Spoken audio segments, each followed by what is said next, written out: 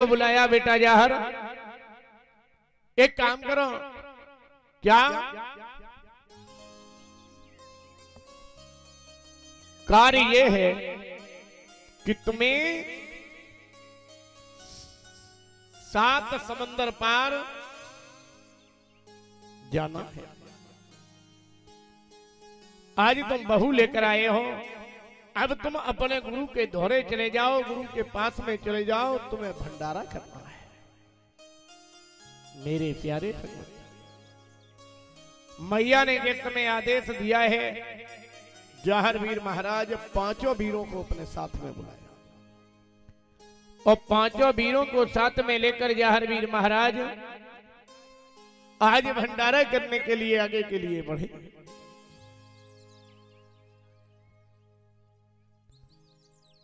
बड़े ही प्रेम से छकड़ों में भंडारे के सामान को तैयार कर लिया है। 5 वीरों ने अपने गुरु गोरखनाथ महाराज के धोने के लिए प्रस्थान किया। ध्यान रहे मेरे प्यारे भगवत प्रेमियों, एक सच है, रावण ने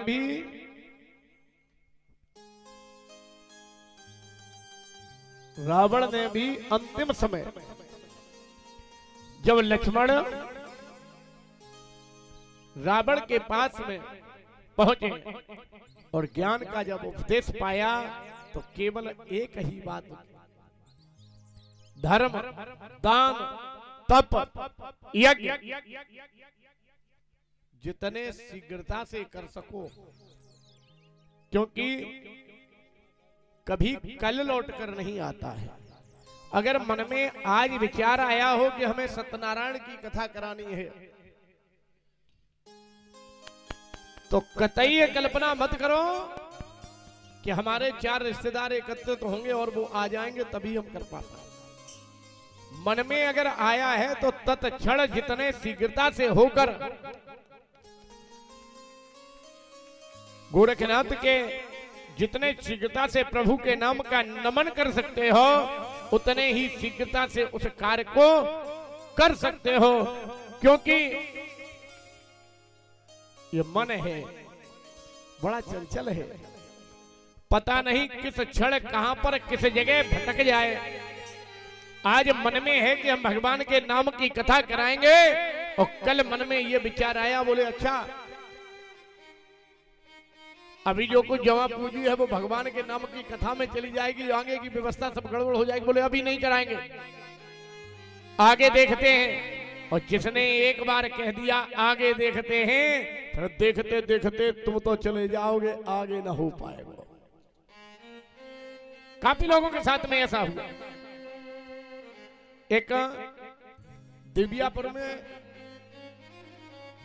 एक पुरबाल बनियों में हमारे शिष्य हैं, तो एक दिन दरबार लगा था, वो यूं ही वो बैठ गए, बोले महाराज हम बहुत परेशान हैं। मामला जब सर्चिंग में उनके आया तो पता लगा कि उनके बाबा ने एक भागवत कथा का आयोजन बोला था, वो संकल्प उनके घर में रखा था, और बाबा की जब अंतिम विदाई होने के लिए हुई तो बाबा ने 2 दिन पहले अपनी जमा पूंजी को अपने बेटों को दे दिया कि इस पूंजी से मेरे मरने के बाद कथा जरूर करा देना। मैं तो न करा पाया, ये सत्य घटना है दिव्यापुर की। और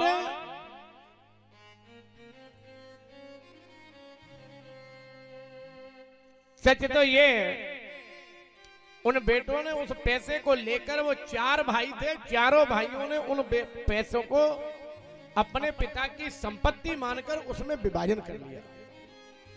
भागवत कथा का आयोजन नहीं कराया। आज नाती के भी बेटे की शादी हो गई है और वो कथा नहीं हो पा रही है। पूरे घर में सारे घर के लोग परेशान हैं, पीड़ित हैं, लेकिन उस कार्य को, एक बात जीवन में मैं आपको बता दूं, लोग अलग अलग भक्तों के पास में जाते हैं। आजकल ऐसा कोई परिवार नहीं है, ऐसा कोई घर नहीं है जिस घर में किसी न किसी तरीके का कष्ट ना हो। और एक सच्चे है कि कोई दुखी संतान से, कोई संतान को, कोई दुखी अपमान सो, कोई सम्मान सो, सब अपनी अपनी किस्मत है, ये प्रभु ने लिखी है। मगर किसी न किसी बात से हर कोई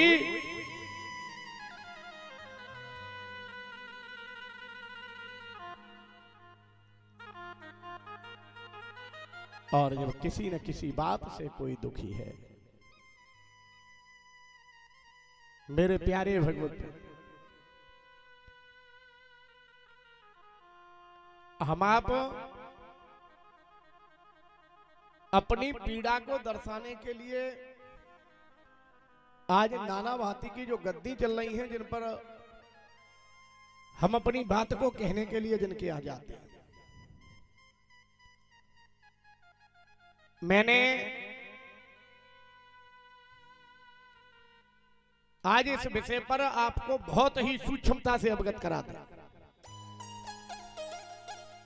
जितनी भी जगह पर हम जाते हैं और उतने ही ज्यादा हम परेशान हो जाते हैं,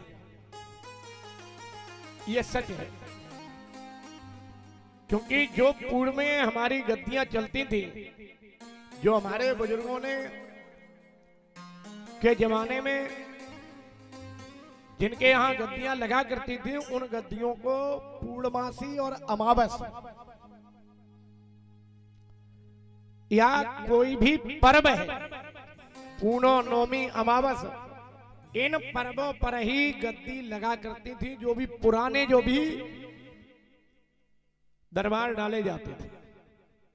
और अब सोमवार, मंगलवार, शनिवार, इतवार, बुधवार, उन्हें कहा बृहस्पतिवार। देखिए ये जो भी गद्दियां सोमवार, इतवार, मंगलवार, शुक्रवार और शनिवार डाली जाती है, मैं चैलेंज के साथ में इसको पीठ पर कहता हूं, एक भी गद्दी पवन के अधिकारी में नहीं चलती। किसी का भाई है तो किसी के गांव का घटवई है, तो किसी के गांव का ग्राम देवता है, तो किसी गांव के ग्राम देवता है। अलग अलग जगह के देवताओं को सिद्ध किए हुए उन गद्दियों को चलाते हैं। और आप जब गए तो उन्होंने अपने उस देवता से तुमसे उसकी पूजा ले ली, प्रसाद ले लिया, और लेने के बाद में जो जिस व्यक्ति को वो पूजते हैं उसको उन्होंने तुम्हारे घर पे पहुंचा दिया। और एक तो परेशानी तुम्हें थी ही, और एक तुम्हारे घर पे दूसरी तैयार और हो गई। जब तक तुम उसे भगत जी के देवता को पूजते रहे, तब तक तो वो देवता शांत रहा। जिस दिन तुमने किसी भी तरीके से, क्योंकि तुम तो अनजान हो, और जिस दिन तुमने उसे नहीं पूज पाया, उसी दिन उसने गड़बड़ करना चालू कर दिया। अब जब उसने गड़बड़ करना चालू कर दिया, तुमने कहा जे भगत जी ने ऐसा किया था कि 6 महीने ठीक रहे, अब फिर वही हालत है गई। अब तुम तीसरे के पास पहुंचे, तीसरे ने अपो देवता तुम्हें, और कहने का अर्थ जितनी भी ज्यादा आज भी जहां पुरानी गद्दियां हैं, जहां भी पूर्णमासी और अमावस, क्योंकि पवन हमेशा पवनी पर ही फेरी देता है। सोमवार, मंगल, बुध और बृहस्पति, न तो गंगा जी पूर्णमासी पे ही नहाने क्यों जाते हैं? गंगा जी को तो हम मन में आए उस दिन नहाए। और सबसे ज्यादा लोग गंगा को दशहरा पर जाते हैं, कुंभ पर जाते हैं, अन्यथा कुछ लोग तो हर पूर्णमासी नहाते हैं। और सारी बातों के बाद में जिस प्रकार जीते जी माँ और पिता अगर जिसने मना लिए तो देवताओं के पूजने की जरूरत नहीं है, इसी तरीके से मरने के बाद में जीवित जिसने अपने कुल देवता घर के पूजमान जिसके खुश हैं, मैं चैलेंज करता हूं उस घर में किसी भी तरीके की कोई समस्या, क्योंकि पूज्यमान से बढ़कर घर का कोई भी देवता नहीं। जिसके घर में पूज्यमान खुश हैं, जिसके घर में उनको स्थान दे दिया गया है, गंगा स्नान करा दिया गया है, समय समय पर होली, दीपावली, रक्षाबंधन उन्हें भोग लगा दिया जाता है। और जब घर के पूजमान ठीक होते हैं, खुश होते हैं, तो निश्चित यह है मेरे प्यारे भगवत प्रेमियों, उस घर की दिन दूनी रात चौगनी बरकत होती है।